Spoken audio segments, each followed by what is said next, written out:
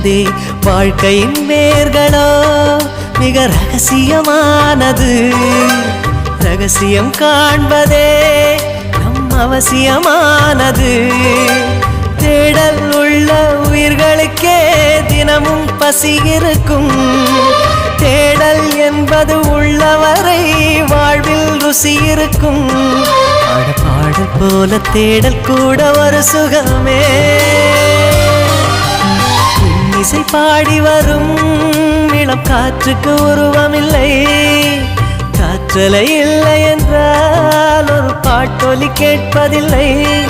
ஒரு காலம் வருகையில் உள்ளம் கொள்ளை போகுதே. ஆனால் காற்றின் முகவரி கண்கள் அறிவதில்லையே. இந்த வாழ்க்கையே ஒரு தேடல் தான். அதை தேடி தேடி தேடும் மனது தொலைகிறதே.